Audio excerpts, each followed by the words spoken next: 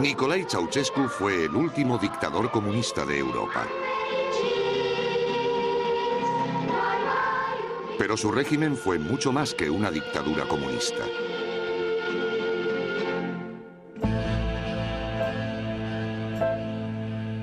En el centro de la capital rumana se alza el palacio más grande del mundo. Parece un fastuoso monumento de un reino antiguo, pero tiene menos de 20 años.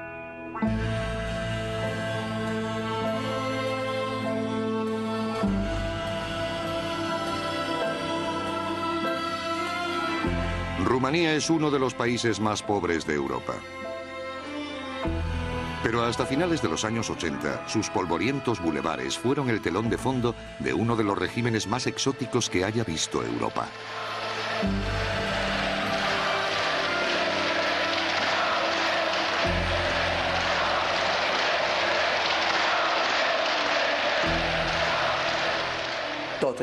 Era teatro, un gran teatro.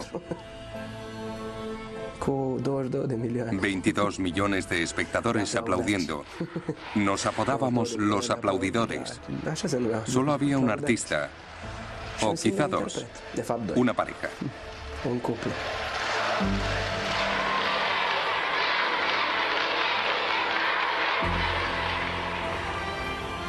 Me parecía un buen hombre. Le gustaban nuestros espectáculos. Cuando venía nos agradecía nuestro esfuerzo. Siempre había un buen ambiente.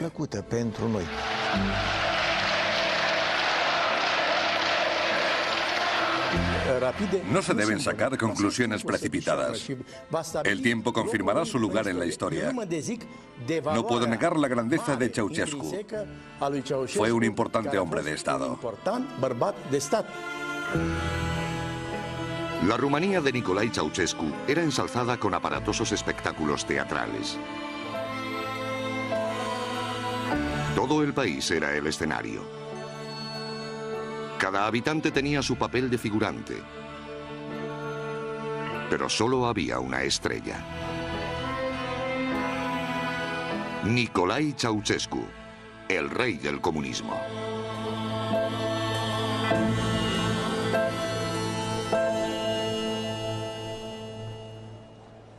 El 21 de agosto de 1968, un joven e inexperto líder comunista organizaba una manifestación que transformaría su poder político.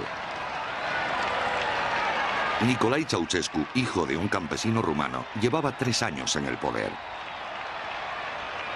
Hasta ese momento había sido visto como una marioneta de los jerarcas del partido. Pero todo iba a cambiar cuando se opuso a la invasión rusa de Checoslovaquia. Yo quería mucho a mi madre. La adoraba. Dios la tenga en su gloria.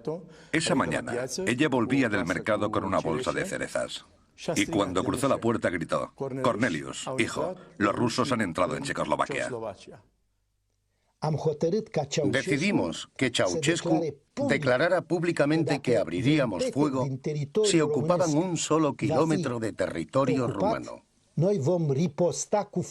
Pătrunderea trupelor celor 5 țări socialiste în Ceoslovacia constituie o mare greșeală, o primejdie gravă pentru pacea în Europa, pentru soarta socialismului în lume. Ceausescu escenificó su oposición. El público respondió de forma entusiasta. Me vestí y corrí hacia la plaza del edificio del Comité Central. Lamentablemente, cuando llegué, la concentración acababa de terminar, pero pude palpar el ambiente. En ese momento me sentí orgulloso de ser rumano.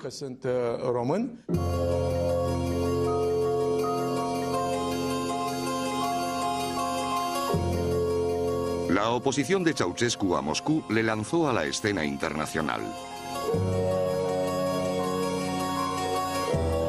Los líderes del mundo llegaron a Bucarest. Nicolae montó grandes concentraciones para aclamarles.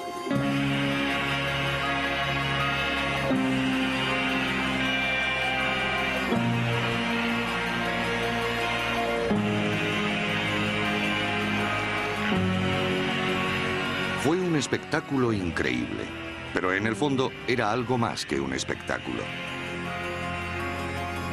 Por primera vez un líder rumano se había convertido en estadista internacional. Gracias a su posición entre Oriente y Occidente, Ceausescu ayudó a preparar el terreno para el acuerdo de paz en Oriente Próximo. El mundo era su amigo y dentro del país inspiró un nuevo sentimiento de orgullo nacional. Ceausescu dio a los rumanos el sentimiento de que ya no eran una colonia soviética, que ya no eran esclavos de Moscú, que no eran un cero a la izquierda. Nos hizo creer que volvíamos a ser importantes en el mundo. Ceausescu describió su oposición a Moscú como un nuevo capítulo en la ancestral lucha de Rumanía por su independencia. Antes de él, las manifestaciones nacionalistas estaban prohibidas. Ahora las organizaba el propio partido. Țineți minte cuvintele lui Ștefan, care v-a fost baci până la adânci bătrânețe. Ceausescu participaba en las solemnidades rodeado de jinetes con atuendo medieval. Creía seguir los pasos de los reyes medievales que liberaron a Rumanía de ejércitos extranjeros. Ceausescu representó a esta nación con dignidad y honor. No iba a permitir que hordas de turcos, rusos, alemanes y austríacos pisotearan el país, como ya había ocurrido en el pasado. Recibió apoyo de muchos no comunistas. Los intelectuales nacionalistas respaldaron de forma entusiasta al nuevo líder. Lo llevaron al papel y así nació el culto a la personalidad de Nicolae Ceausescu. Your very existence is a miracle for man. Romanians, hungry and naked, have waited. When we say Ceausescu, we say Romania. When you speak, rocks turn to mountains. The name of this leader is universal. Traveling further than any of the other princes, circling the planet as a messenger of our values and the global aspirations for a better and just world. His name is Nicolae Ceausescu.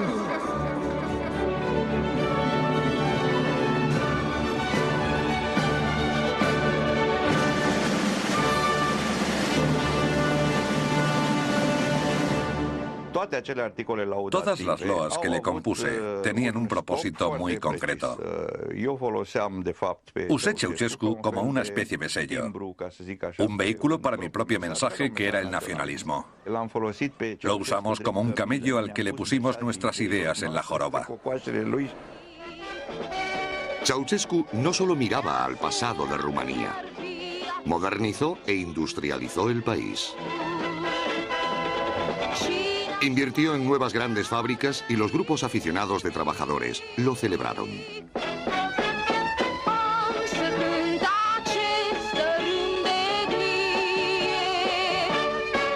Los empobrecidos campesinos fueron trasladados a bloques de apartamentos recién construidos.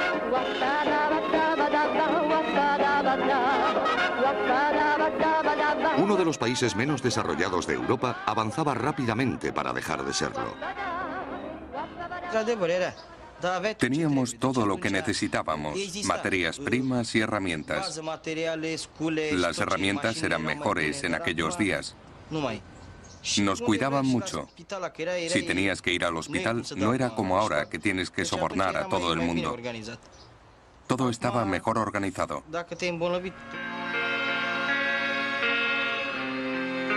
Los comunistas encargaron a numerosos artistas rumanos que pintaran retratos de su líder. Ningún dictador había aparecido nunca tan colorido. No había que ser partidario de Ceausescu para tomar el pincel. El partido ofrecía incentivos especiales. En mis pinturas, yo les transformaba en personajes. Me pagaron el metálico y me pagaron muy bien. Me arrepiento de no haberlo hecho más a menudo. Quizás habría ganado más dinero. Si hubiera vivido en el desierto del Gobi, en el planeta Marte, en Occidente o bajo el comunismo, habría pintado de la misma manera. Cualquier cliente es bienvenido. No me interesa cuál es su política o de qué estado sea jefe. Necesito dinero porque aunque el artista pueda vivir con poco, el arte muere sin dinero.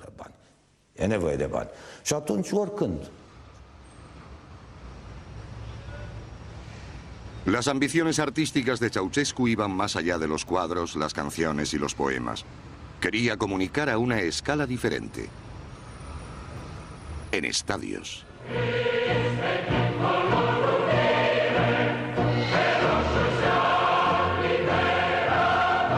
Se inventó un nuevo tipo de teatro político. Combinaba las artes escénicas con las manifestaciones de masas. Toda la población rumana se convirtió en miembro de un espectáculo sobre sí misma. Estas representaciones servían a un propósito político. El mensaje que queríamos dar a la oposición era que apoyaran al Partido Comunista. Nos dirigíamos a las personas con lemas, con ideas, como estamos construyendo una nación.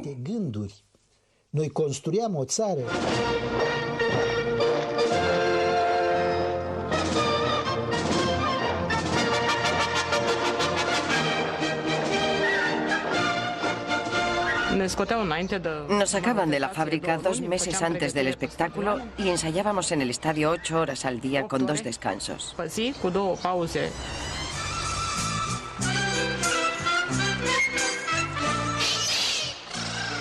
No había espectáculo o demostración en los que no actuara. El 23 de agosto, su cumpleaños, o el 1 de mayo, el Día del Trabajo. El 1 de junio, el Día del Niño, y el 2 de mayo, el Día de la Juventud. No pasaba un mes sin que participara en una de esas representaciones.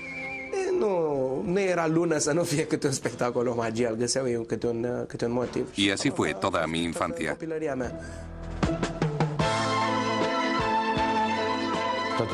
Todo tenía que ser hermoso y con mensaje político. La cosecha tenía que ser grande. Los trabajadores tenían que trabajar contentos. Todo se expresaba con coreografía.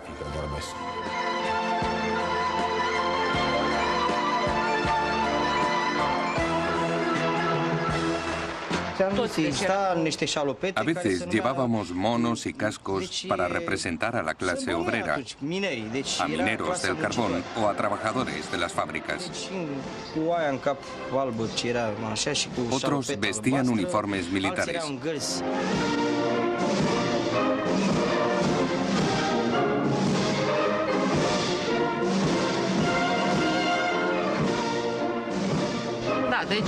Recibíamos cartulinas numeradas del 1 al 5. Cuando decían un número en voz alta, las levantábamos y aparecía una imagen. Por ejemplo, la cara de Elena Ceausescu.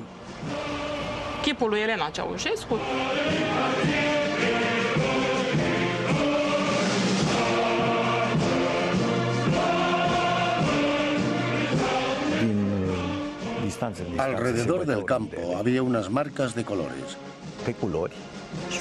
A cada niño se le asignaba un color. Los niños entraban corriendo en el estadio con un redoble de tambor.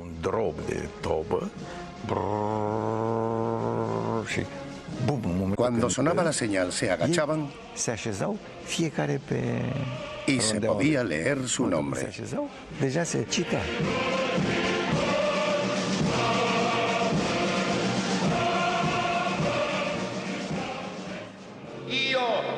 Mihai Voievod, domn al țării românești, al Ardealului.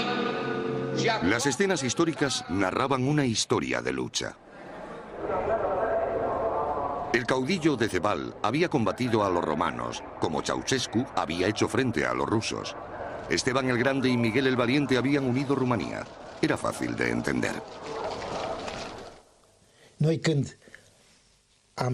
Cuando nos referíamos a Esteban el Grande y a todo el territorio que gobernó, queríamos enviar un mensaje claro. Era un mensaje dirigido a la Unión Soviética. Compuse varios espectáculos de temas históricos. Los viejos generales rumanos lloraron durante la representación.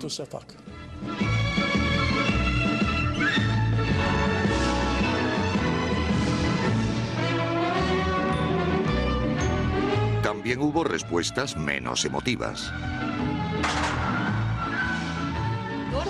No podíamos esperar.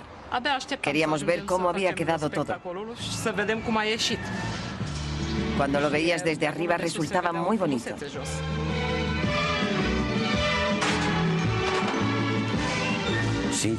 En honor a la verdad, disfrutaba mucho de aquellos espectáculos. Tomábamos el sol y comíamos juntos. Era muy bonito.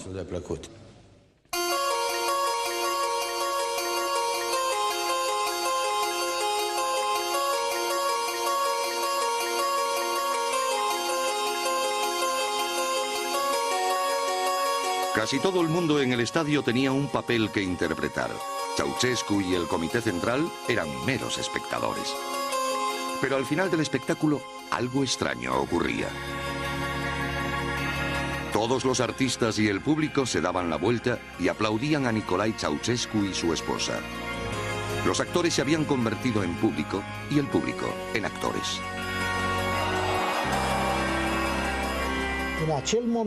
En ese momento, el partido y el pueblo eran uno.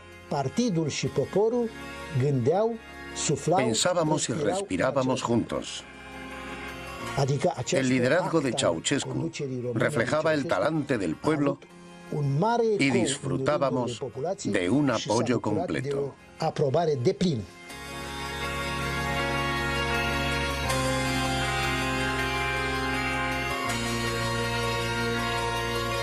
El nuevo simbolismo de los estadios se extendió primero al reino de la política. En 1974, Ceausescu juró su cargo como presidente de Rumanía. Para la ceremonia, los comunistas encargaron algunos objetos sorprendentes. Me invitaron a diseñar un cetro. Era un regalo para Ceausescu. Lo vi un tanto extraño.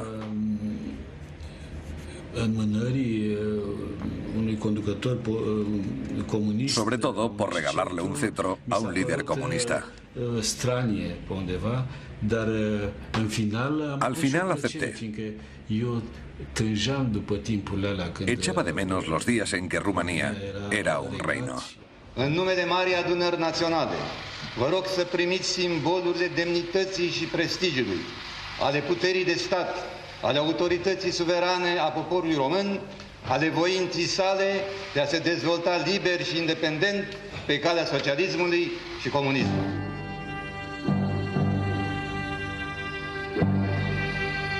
El líder comunista recibía el símbolo de la opresión feudal. El problema era que no se le podía entregar directamente en mano, ni siquiera envuelto en papel. Decidimos hacer un estuche de presentación. Lo forramos de terciopelo y moldeamos el interior para que el cetro encajara exactamente.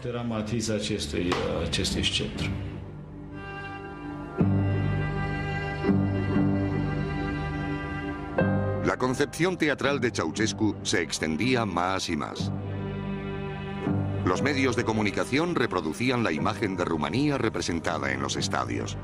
Los periodistas solo tenían que seguir una sencilla regla.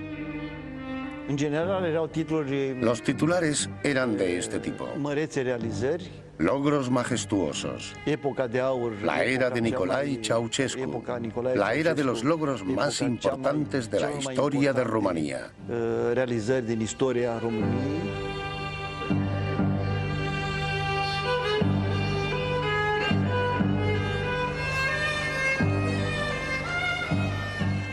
Su mesa de trabajo era todo el país. Todos sus logros tenían que converger en la cima de la pirámide. Él era el jefe de Estado, líder del partido, jefe del ejército.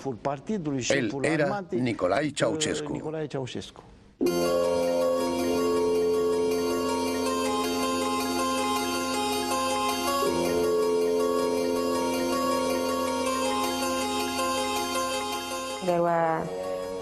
Había 12 o 14 correctores. Teníamos que trabajar en turnos.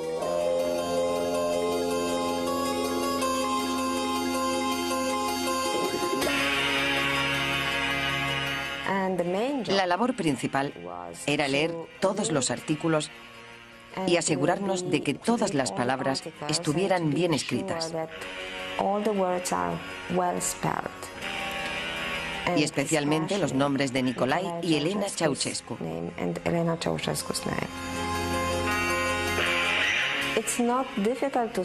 No es difícil de hacer, pero sí lo es leer la misma palabra 40 veces en una página.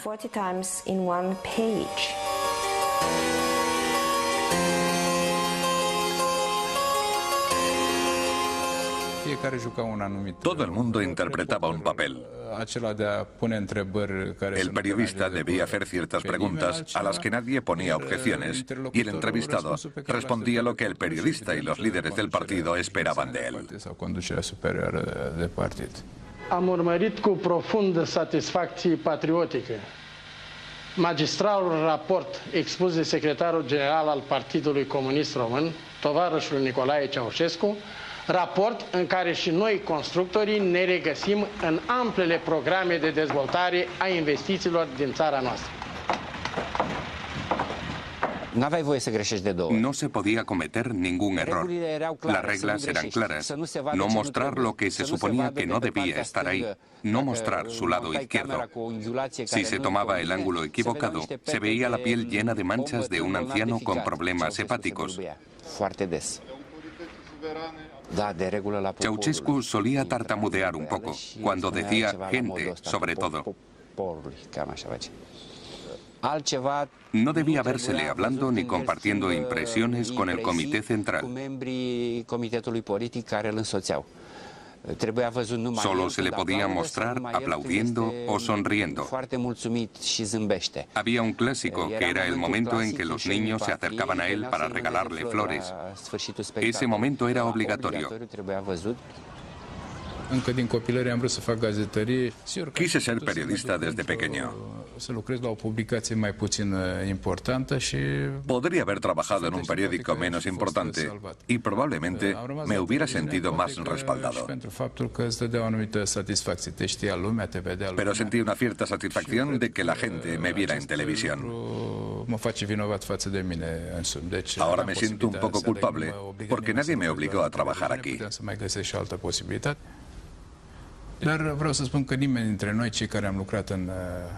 Todos los que trabajamos en el aparato de propaganda fuimos un poco cómplices.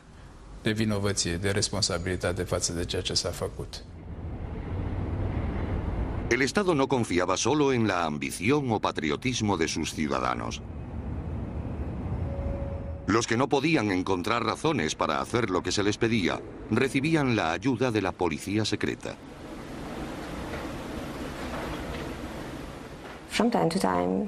De vez en cuando se escapaban erratas. En lugar de su nombre, Nicolae, se colaba Nicolae. Y en rumano eso es algo pornográfico.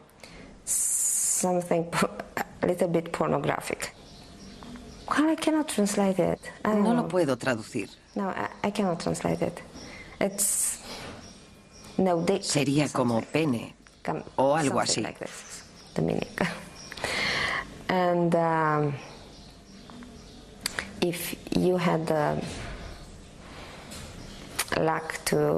Si tenías la mala suerte de cometer tal error, podías estar seguro de que la policía te interrogaría. A ti y a todos los demás para comprobar si lo habías hecho a propósito.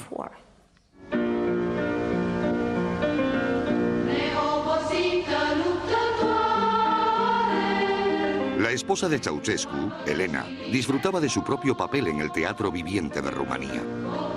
Había dejado el colegio a los 14 años con buenas notas en costura. Pero los medios de comunicación rumanos se vieron forzados a darle un toque más intelectual.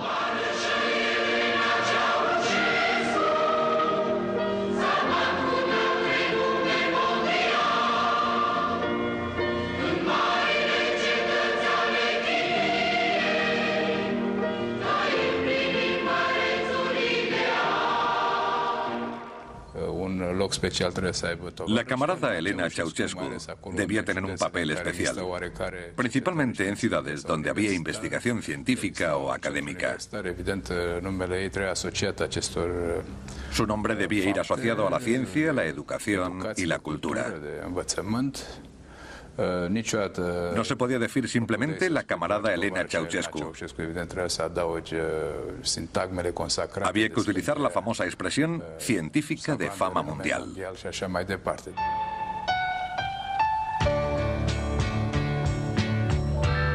Igual que hicieron con su marido, los poetas la adularon. Pero el culto a la gran química señaló una fase nueva y más creativa en su trabajo. Con Nicolai, los poetas exageraban. Con Elena, inventaban directamente. This day of yearning and glory is inscribed in the calendar, cast in letters of gold and garlanded with lavender. For this is the day on which Romania gave birth to a woman we all know is without equal on earth. Soy culpable de haberle compuesto algunos poemas. Pero no fue por mi carrera.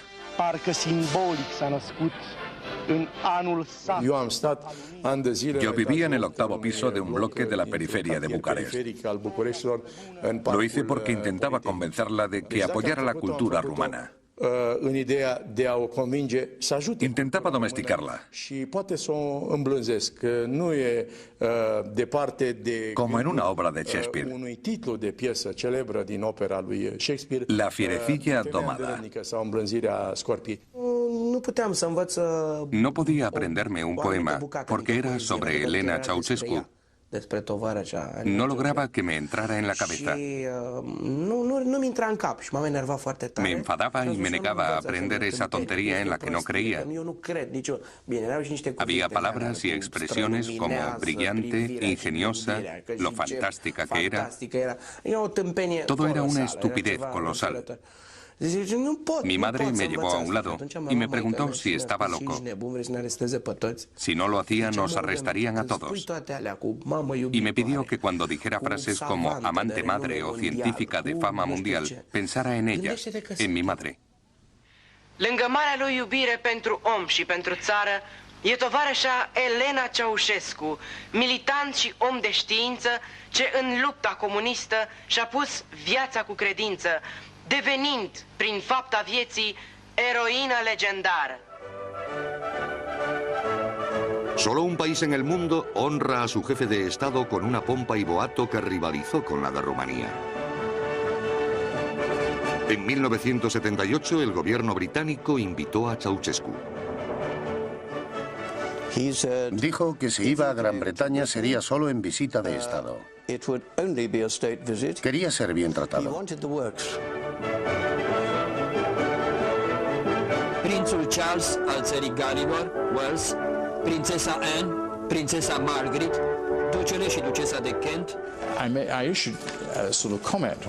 Guardo un comentario en un trozo de papel que quizá merezca la pena recordar.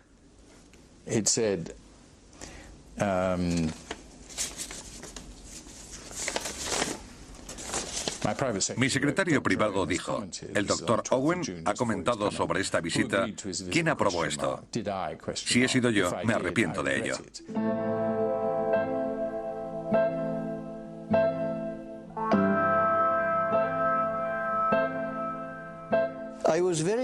Yo estaba muy nervioso cuando salimos de la estación Victoria y había que hacer el trayecto en el carruaje.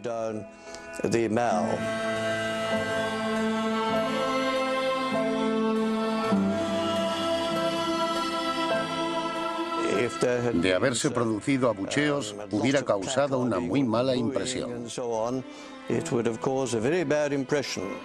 Ceausescu había sido invitado a Gran Bretaña con la esperanza de que comprara aviones. El anunciado éxito económico de Rumanía iba a ser puesto a prueba en el mundo real. Las negociaciones con British Aerospace y otras empresas asociadas fueron un horror absoluto de principio a fin. Rumanía es un país muy pobre y trataban de alcanzar un gran acuerdo, pero estaban obligados a disponer de dinero para pagar. Introdujeron algo que llamaron acuerdos de compensación. Gracias a ellos, en vez de pagarnos en metálico, se ofrecían a hacerlo con lo que ya no les servía a nadie. Podían ser naranjas, nabos, tuberías de plomo o cualquier otra cosa.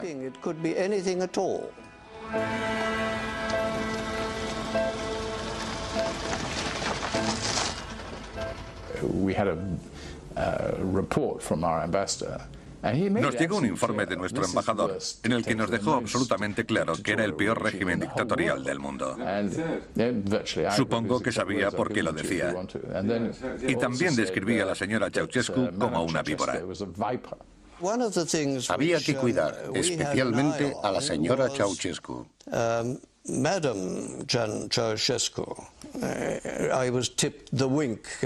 Bucarest me habían dicho que había que tenerla contenta. Era una química muy competente, hasta donde yo sabía. En cualquier caso, tenía fama de ser buena. Le entregaron algún tipo de diploma. Creo recordar que era del Real Instituto de Química. A ella le encantó la visita.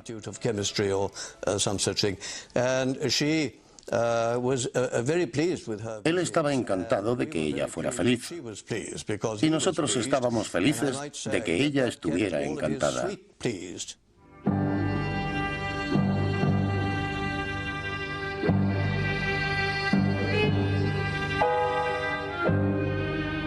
Hasta ese momento, los grandes espectáculos de Ceausescu se habían inspirado en acontecimientos reales. Pero a principios de los 80, Rumanía ya no seguía el guión.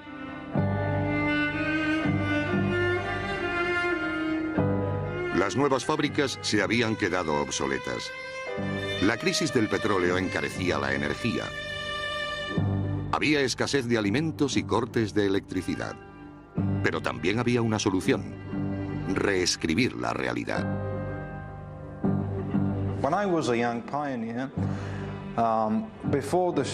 Cuando yo era un joven pionero, antes de los desfiles y los espectáculos, una mañana nos sacaron del colegio y nos llevaron a un lugar cerca del Danubio para esperar a Ceausescu, que iba a hacer una visita con motivo de la fiesta de la cosecha.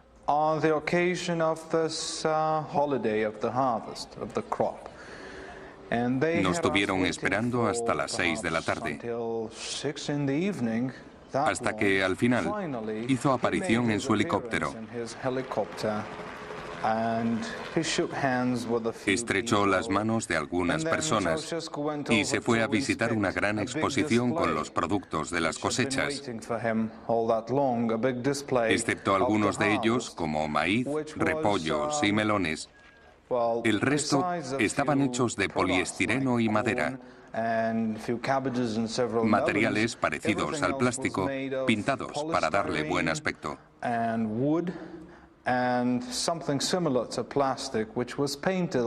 Había queso de poliestireno, salami de madera y otras cosas hábilmente pintadas. La gente llevaba 3 días seguidos ensayando esta visita. La mayoría de los productos de verdad se habían podrido por el calor. Y por otra parte, en aquel momento no se podía ver ninguno de estos productos en las tiendas. Nos hubiera gustado ver qué habría pasado si hubiera querido probarlos o los hubiera tocado con sus manos.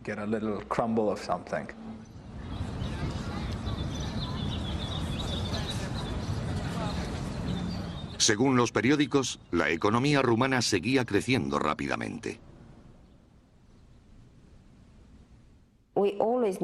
Sabíamos que las estadísticas no eran ciertas. Era obvio. Todos teníamos amigos en el campo y todos los periodistas que iban al campo te contaban que aquello era un desastre total.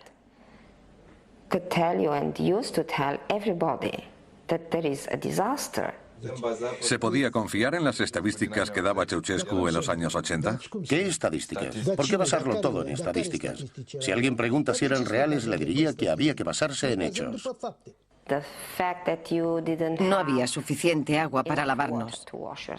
La gente no tenía bastante papel higiénico, ni jabón. Y solo se podía comprar una cierta cantidad de pan. Quería demostrar que nuestra producción agrícola era mayor y mejor que la de los soviéticos. Por eso, en ciertos casos muy concretos, algunos de esos informes no se correspondían con la realidad.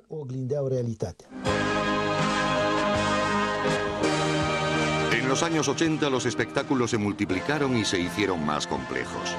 En aquellos tiempos difíciles, la cúpula comunista los miraba con otros ojos. En su día habían sido un instrumento de persuasión.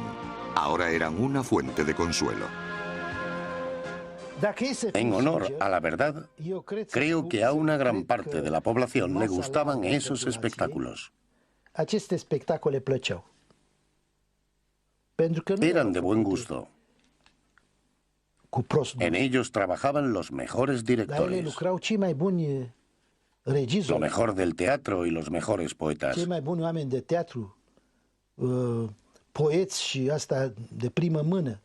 Sí, creo que les gustaban. ¿Evolución? ¿Una obra de arte? Ni hablar. Nadie pensaba que eso fueran obras de arte. Eran kitsch. A todos nos obligaban a participar, aún sin querer. Hacíamos cosas sencillas, pero que parecían complejas cuando se multiplicaban por 300 o 400.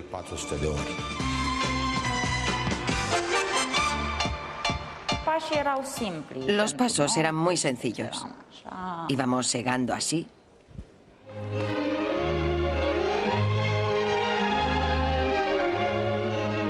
O hacíamos el movimiento de pico y pala.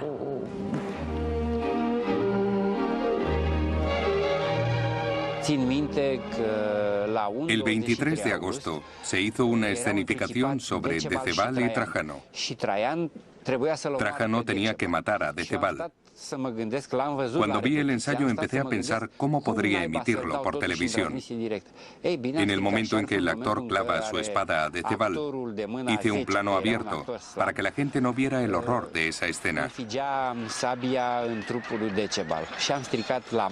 Y no digo horror porque fuera violenta, sino porque actuaba muy mal.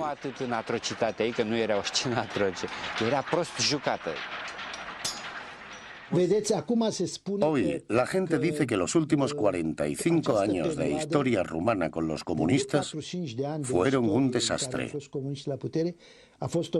Pero es estúpido pensar que los rumanos iban a seguir aplaudiendo a unos líderes que supuestamente llevaban gobernándoles mal 45 años. Hablamos de cientos de miles, de millones de personas. Claro que había que cantar, no había elección. Siempre había alguien del partido en medio. ¿Cómo se llamaban? Activistas. Activistas. Había uno por cada 5 o 6 personas con las consignas que había que cantar o gritar. Si decías cualquier otra cosa, te arrestaban allí mismo. Si no aparecías, te castigaban. Te descontaban dinero de la paga y podían bajarte de categoría.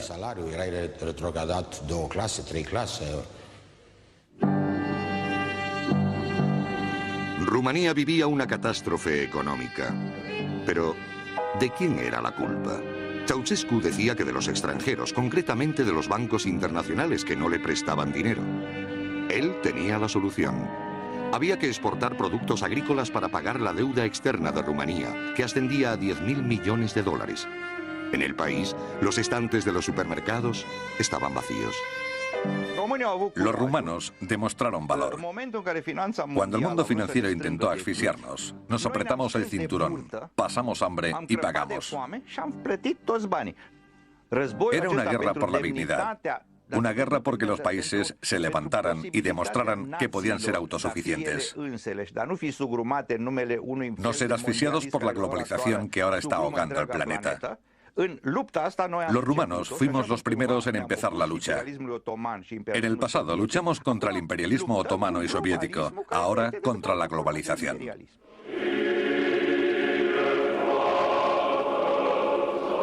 Un día de mayo de 1983 se estrenaba un nuevo musical en Bucarest. Por primera y única vez un actor encarnaba a Ceausescu.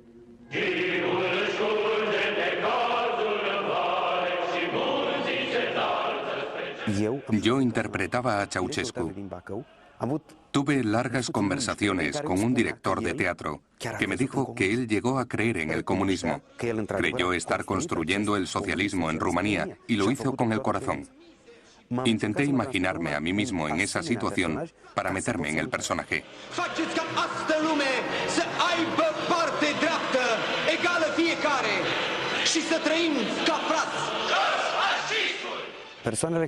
Había agentes de la seguridad del Estado.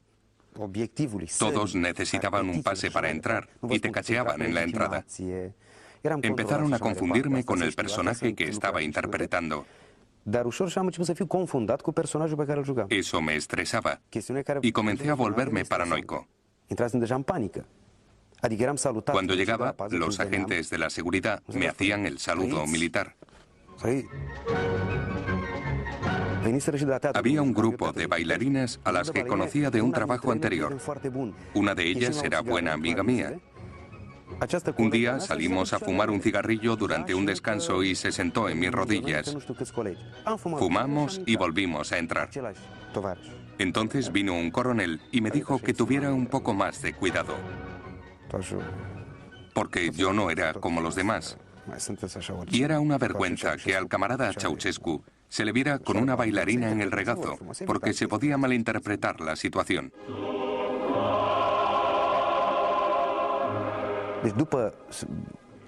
Cuando el espectáculo alcanzó difusión nacional por la televisión, tuve que evitar los lugares públicos y no podía andar por la calle.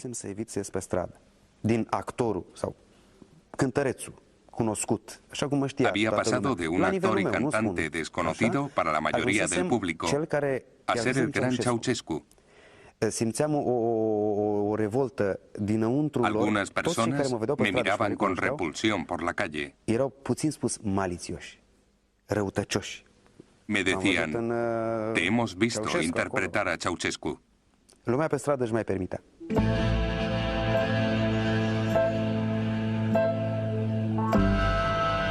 Transcurrían los 80 y la vida no mejoraba en Rumanía. Pero Ceausescu construía un nuevo escenario, el mayor hasta la fecha. Habían comenzado en Bucarest las obras del nuevo centro de la ciudad.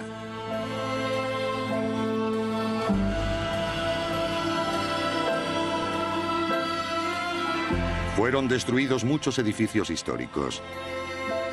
Otros se trasladaron de lugar. A menudo creíamos que demolerían o trasladarían la iglesia. Porque cuando Elena o Nicolae Ceausescu planeaban pasar por aquí, enviaban un agente de la seguridad del Estado. Venía y nos ordenaba que no rezáramos dentro o fuera de la iglesia y que no tocáramos las campanas. Ordenaba cualquier cosa.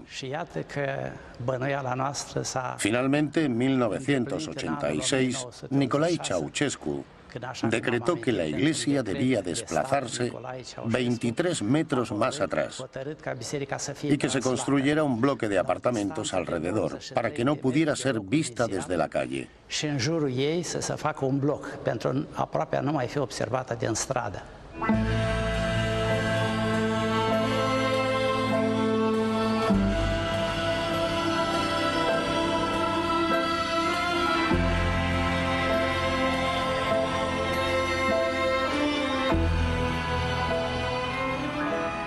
Era una imagen apocalíptica.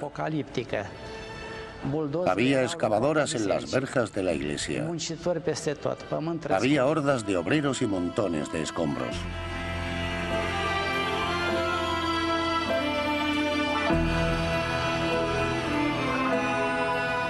Fue un sacrilegio. Deseé que nuestro Señor impusiera a Ceausescu el castigo que finalmente recibió.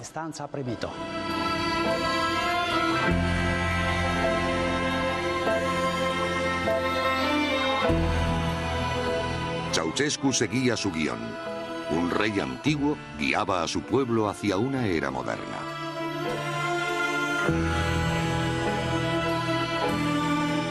En el nuevo mundo del dictador, los campesinos serían trasladados a bloques de apartamentos, mientras él vivía en un inmenso palacio, el mayor del mundo.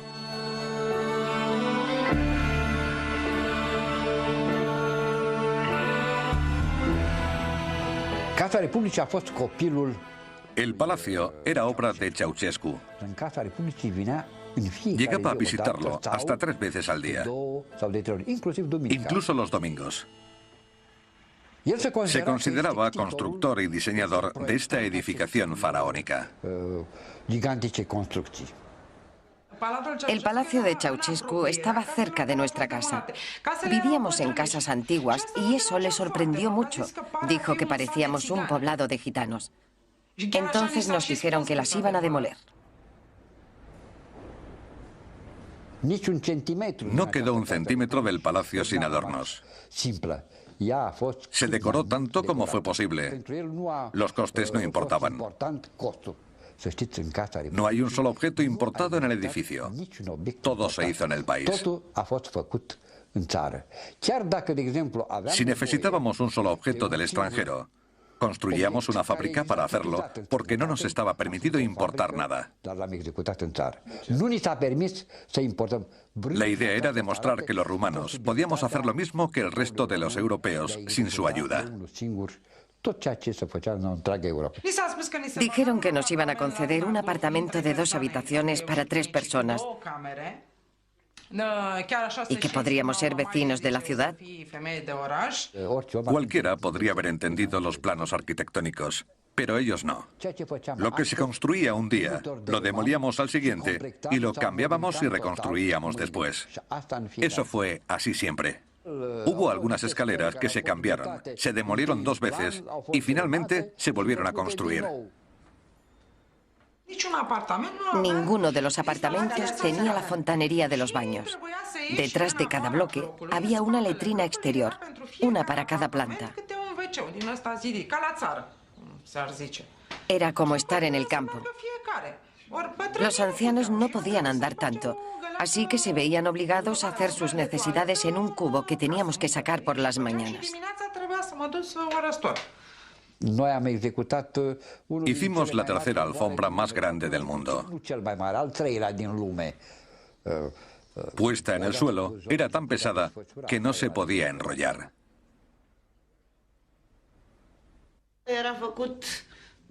Tendrían buen aspecto, pero no eran más que unas cuantas paredes prefabricadas. Cuando traspasabas la puerta, era como estar en un teatro de marionetas. Trataban el palacio como si fuera un teatro, en lugar de una gran representación. Porque en un teatro no hay nada real. No deja de ser un escenario con unos decorados pintados.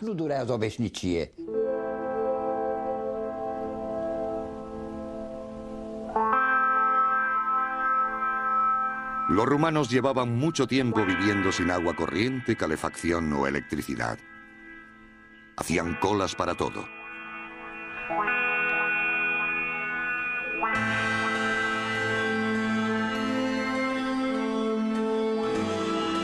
Finalmente, la realidad alcanzó al teatro de Ceausescu.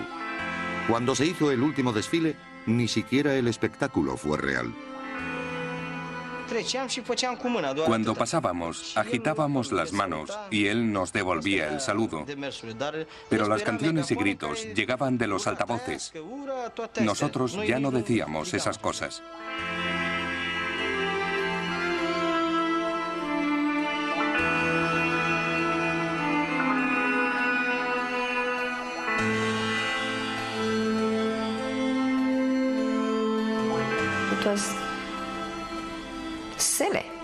Fue absurdo. Una tontería. Todo estaba en una cinta. Nadie aplaudía ni gritaba nada. Todo era grabado. Estábamos llenos de ira. Hacíamos cola toda la noche para comprar carne. Y al día siguiente teníamos que ir a adorar a nuestros líderes.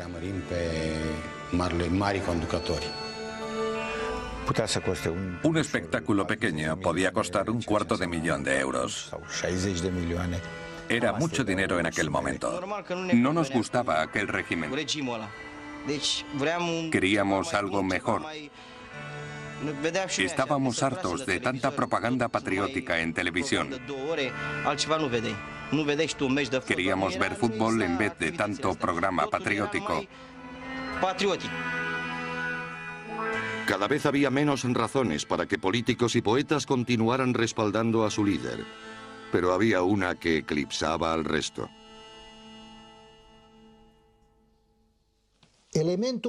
Lo que me convenció para quedarme en el gabinete de Ceausescu en aquel momento fue que tuvo el valor de representar a Rumanía con dignidad y que se opuso a la hegemonía soviética hasta el último momento. No creo que Ceausescu mantuviera a los rusos a raya. Y tampoco me importa porque si me fijo en Hungría, Checoslovaquia o incluso Bulgaria, creo que la ocupación rumana fue peor que la rusa. Si el país hubiera estado ocupado esos 50 años por los rusos, los rumanos habrían luchado con un enemigo visible. Pero no puedes luchar contra tu pueblo. El 21 de diciembre de 1989, Ceausescu organizó una concentración ante el edificio del Comité Central. Esta plaza había sido escenario de la primera gran actuación del dictador y también sería la última. Yo estaba haciendo una panorámica de la plaza y de repente vi que unas personas estaban pisoteando unas pancartas. Enseguida pasé a enfocar a otros grupos que estaban congregados pacíficamente. Después enfoqué al balcón para retransmitir momentos memorables, como cuando Ceausescu dijo: "Camaradas, alto". Doresc de asemenea să adresez mulțumiri inițiatorilor și organizatorilor acestei mari manifestări populare din București, considerând aceasta ca o... La multitud no aplaudía, le abucheaba. La sorpresa de Ceausescu era evidente en su cara. El espectáculo se dio por terminado.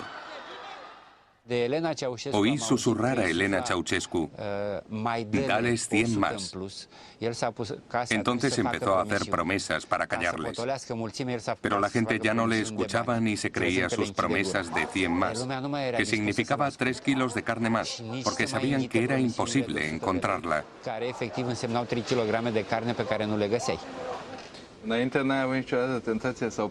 ¿Se sintió tentado de mostrar las imágenes de la gente pisoteando las pancartas? No. Nunca me sentí tentado de mostrar imágenes inapropiadas. Y no porque tuviera miedo, sino porque respetaba la ética profesional. Había aparecido la primera brecha. El final fue rápido. El edificio del Comité Central fue asaltado. Ceausescu huyó en helicóptero. Un grupo de comunistas de segundo nivel formó un gobierno de emergencia. Cuando vi despegar el helicóptero de Ceausescu del edificio del Comité Central, me fui a casa pensando que por fin nos habíamos liberado del dictador y que yo podría empezar un nuevo trabajo. Pero cuando puse la televisión y vi a aquellos oportunistas de segunda en el estudio, pensé que parecía el segundo acto de la misma obra de teatro.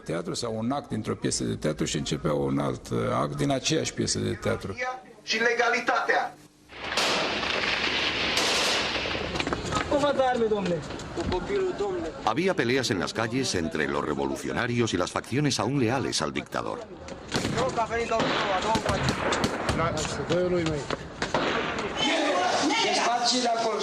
El helicóptero de Ceausescu no llegó muy lejos. Él y su mujer fueron capturados y juzgados por un tribunal nombrado por el nuevo gobierno. Fue un juicio sin ningún valor legal. Duró 2 horas. Los Ceausescu, declarados culpables de corrupción y de la destrucción de la economía rumana, fueron fusilados.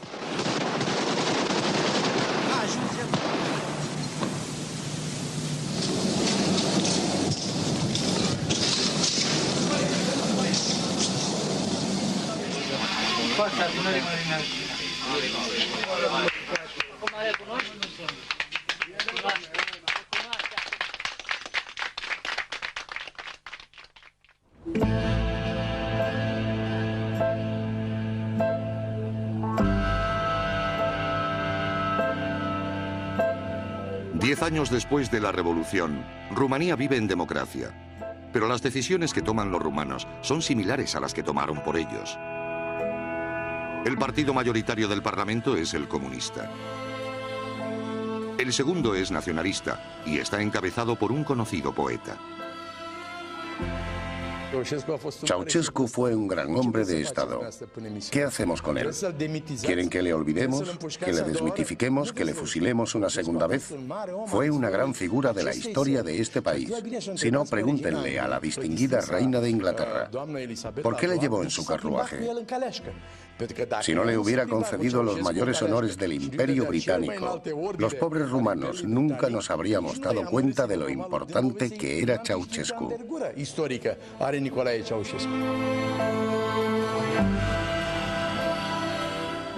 Si Ceausescu volviera de entre los muertos, tendríamos que volver a hacerlo todo igual y también tendríamos que volver a matarle.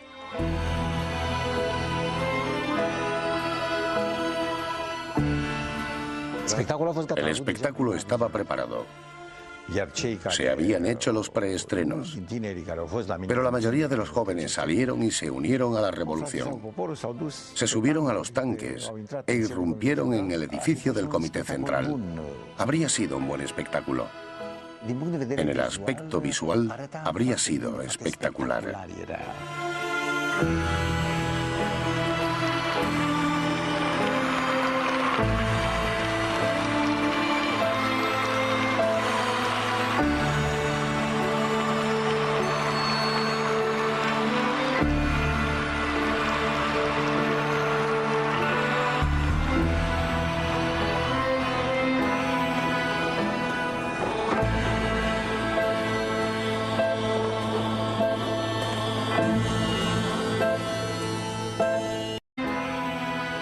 Nicolae Ceausescu, el rey del comunismo.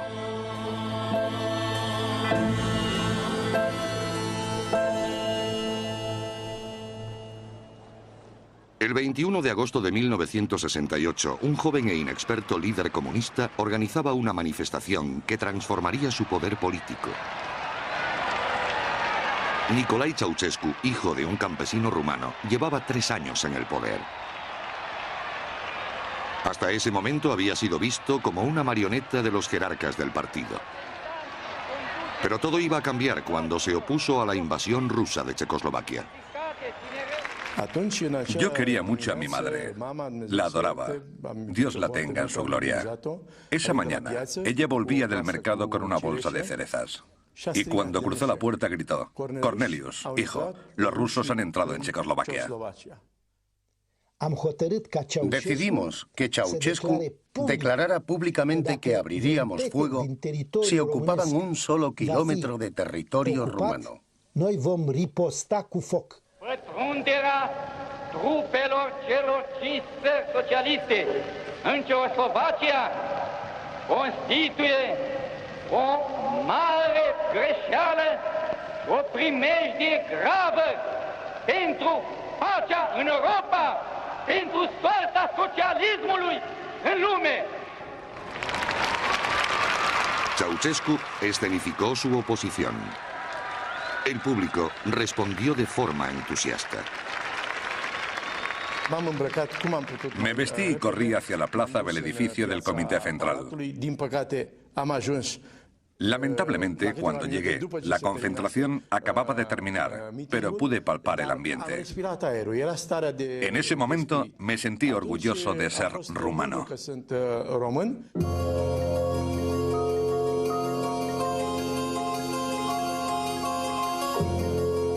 La oposición de Ceaușescu a Moscú le lanzó a la escena internacional. Los líderes del mundo llegaron a Bucarest. Nicolai montó grandes concentraciones para aclamarles.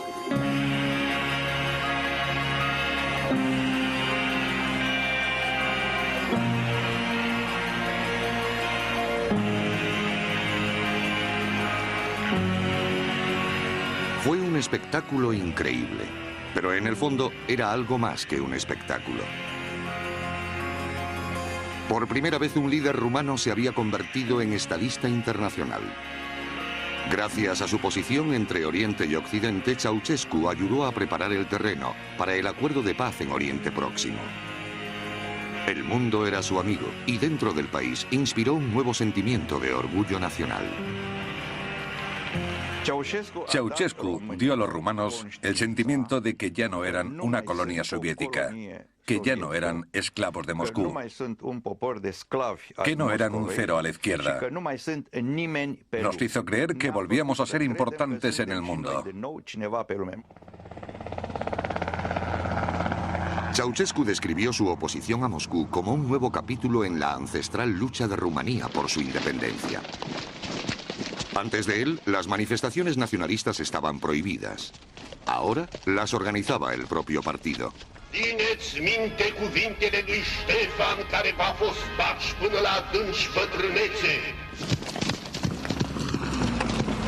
Ceaușescu participaba en las solemnidades rodeado de jinetes con atuendo medieval. Creía seguir los pasos de los reyes medievales que liberaron a Rumanía de ejércitos extranjeros. Ceaușescu representó a esta nación con dignidad y honor. No iba a permitir que hordas de turcos, rusos, alemanes y austríacos pisotearan el país, como ya había ocurrido en el pasado. Recibió apoyo de muchos no comunistas. Los intelectuales nacionalistas respaldaron de forma entusiasta al nuevo líder. Lo llevaron al papel y así nació el culto a la personalidad de Nicolae Ceaușescu. Your very existence is a miracle for man. Romanians, hungry and naked, have waited. When we say Ceaușescu, we say Romania. When you speak, rocks turn to mountains. The name of this leader is universal. Traveling further than any of the other princes, circling the planet as a messenger of our values and the global aspirations for a better and just world. His name is Nicolae Ceaușescu.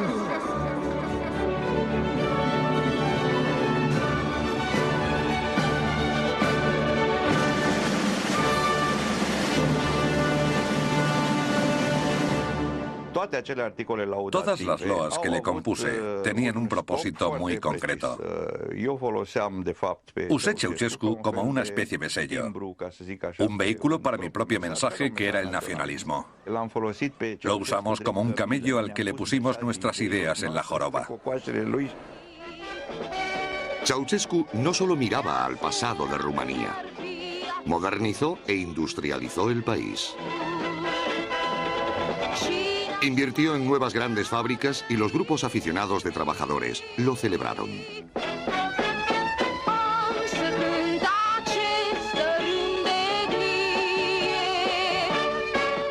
Los empobrecidos campesinos fueron trasladados a bloques de apartamentos recién construidos.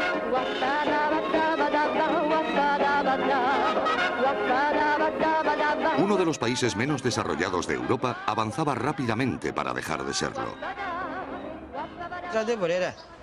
Teníamos todo lo que necesitábamos, materias primas y herramientas. Las herramientas eran mejores en aquellos días. Nos cuidaban mucho. Si tenías que ir al hospital, no era como ahora, que tienes que sobornar a todo el mundo. Todo estaba mejor organizado.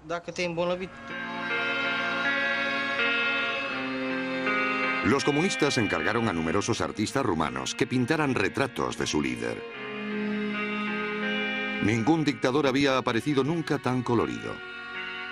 No había que ser partidario de Ceausescu para tomar el pincel. El partido ofrecía incentivos especiales. En mis pinturas, yo les transformaba en personajes. Me pagaron el metálico y me pagaron muy bien. Me arrepiento de no haberlo hecho más a menudo. Quizás habría ganado más dinero. Si hubiera vivido en el desierto del Gobi, en el planeta Marte, en Occidente o bajo el comunismo, habría pintado de la misma manera. Cualquier cliente es bienvenido. No me interesa cuál es su política o de qué estado sea jefe.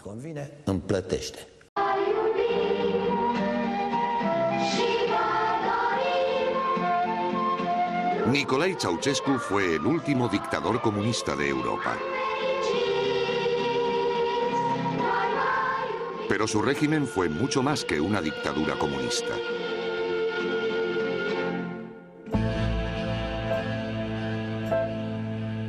En el centro de la capital rumana se alza el palacio más grande del mundo. Parece un fastuoso monumento de un reino antiguo, pero tiene menos de 20 años.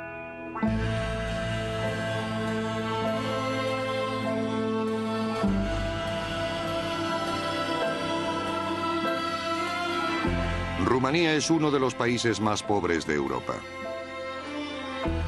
Pero hasta finales de los años 80, sus polvorientos bulevares fueron el telón de fondo de uno de los regímenes más exóticos que haya visto Europa.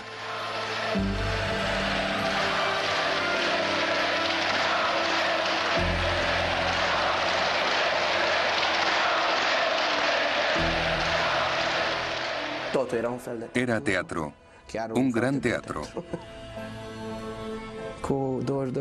22 millones de espectadores aplaudiendo. Nos apodábamos los aplaudidores. Solo había un artista, o quizá dos, una pareja.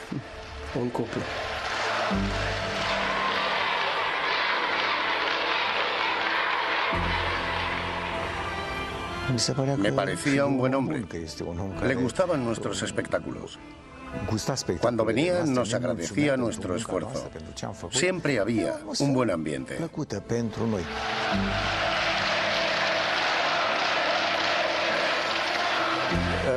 No se deben sacar conclusiones precipitadas. El tiempo confirmará su lugar en la historia. No puedo negar la grandeza de Ceausescu. Fue un importante hombre de Estado. La Rumanía de Nicolae Ceausescu era ensalzada con aparatosos espectáculos teatrales.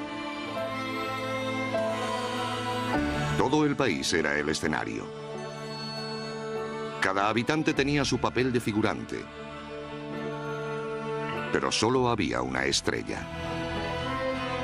Necesito dinero porque aunque el artista pueda vivir con poco, el arte muere sin dinero.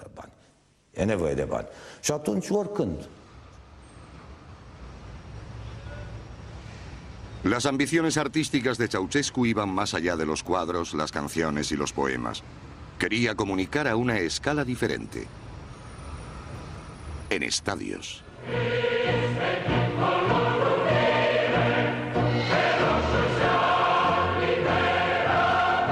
Se inventó un nuevo tipo de teatro político. Combinaba las artes escénicas con las manifestaciones de masas. Toda la población rumana se convirtió en miembro de un espectáculo sobre sí misma. Estas representaciones servían a un propósito político. El mensaje que queríamos dar a la oposición era que apoyaran al Partido Comunista.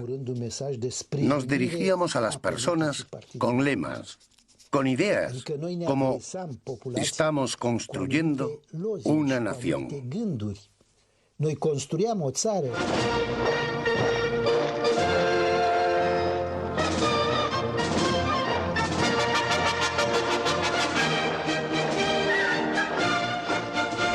Nos sacaban de la fábrica 2 meses antes del espectáculo y ensayábamos en el estadio 8 horas al día con 2 descansos.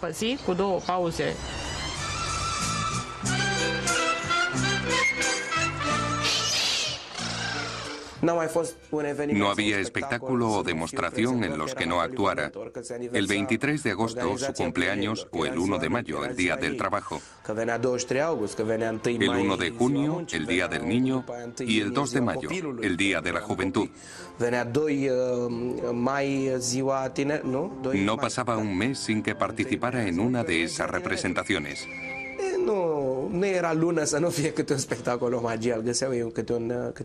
Y así fue toda mi infancia.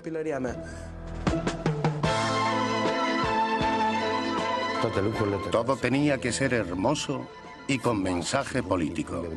La cosecha tenía que ser grande. Los trabajadores tenían que trabajar contentos. Todo se expresaba con coreografía.